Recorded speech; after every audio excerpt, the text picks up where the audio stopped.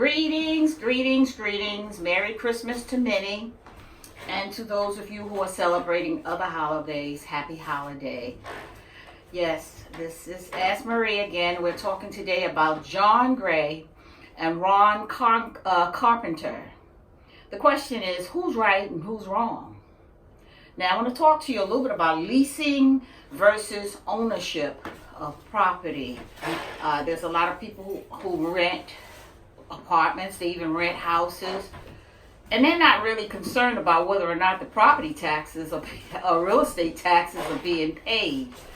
Ron Carpenter and John Gray, it appears, have had an agreement or an understanding that John Gray would pay these real estate taxes, even though he did not purchase the property. So the question is, who's right and who's wrong? Now, if the property is in Ron Carpenter's name, he gets the tax advantage. John Gray didn't. Unfortunately, apparently John Gray found out that Ron Carpenter was not paying these taxes, and he knows what happens then. You're going to have to leave. The IRS is going to take the property and put it on auction if it's not paid. They will not penalize John Gray because he didn't own the property anyway. But it seems as though they must have had some kind of a verbal agreement that did not hold, because it's only what's writing that holds. Now, with that in mind, it's my understanding that John Gray was running a funding campaign or something to raise $250,000 to repair the roof. Why? Why would he need to collect from the members $250,000 to repair a roof that does not belong on a building that does not belong to him? It makes you wonder what's going on. There's always more to the story, and it appears that there's a lot of shame that John has brought on himself, as well as the congregation, and the disappointment that Ron Carpenter has in John and his personal issues. It's alleged that he possibly had an affair with another woman. He's just been in the light for a while with not good issues, and this is just another one of them.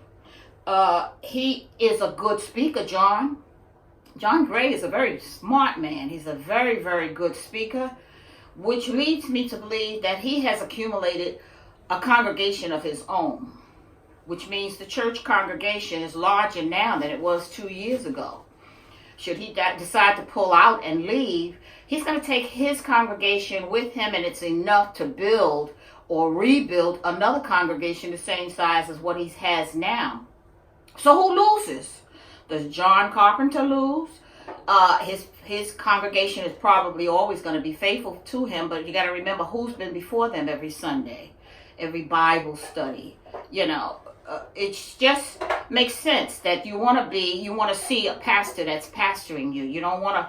A lot of people don't want to be a part of a pastorship that's miles away, and you can't contact them and be personalized with them if you need prayer.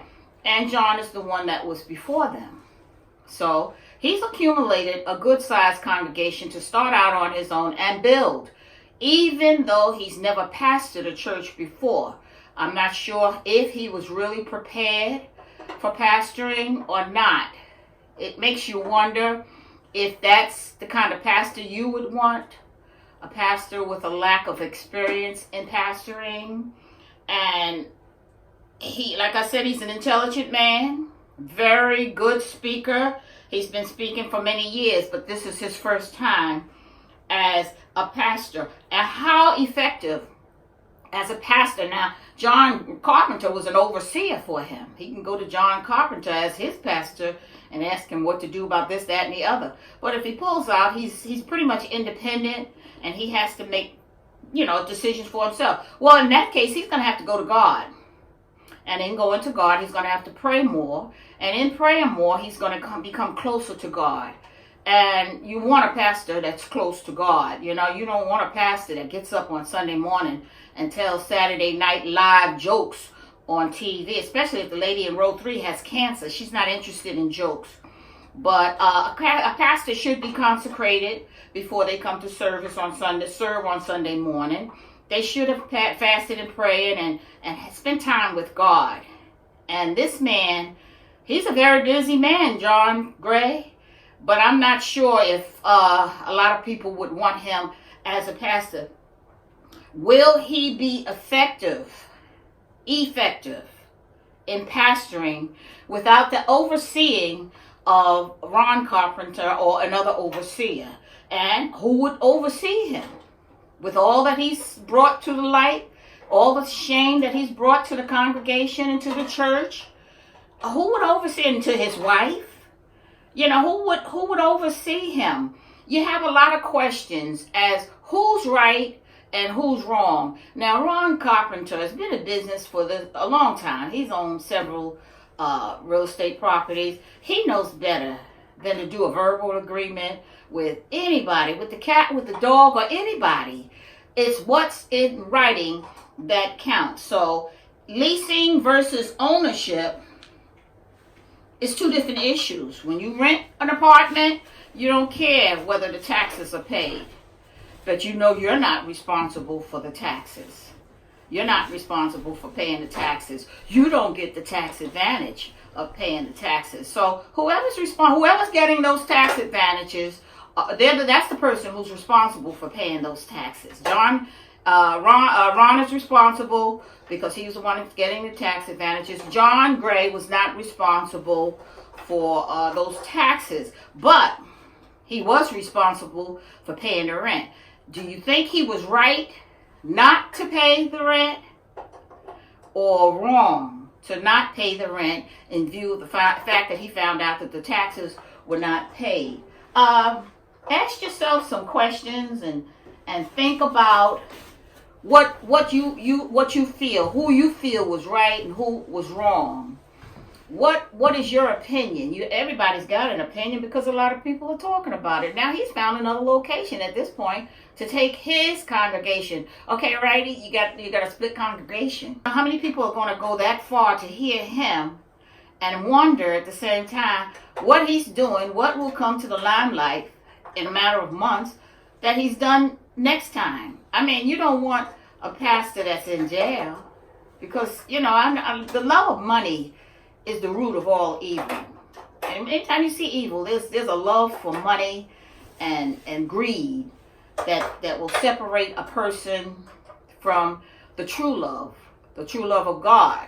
So it's a lot of questions. A lot of concerns. Some people would run and find another church, but they'll always wonder, is this pastor clean or is this pastor dirty? So what do you think? How effective do you think he will be? Because when he relocates, this will be his first time to work independent of an overseer. Well, and if you think about it, I don't know how many of you studied his attitude towards what's going on, and does he really even care about what's going on, or does he think this is news on the front page, but on tomorrow it'll be on page 49? Does he care? Does he have any shame in his game?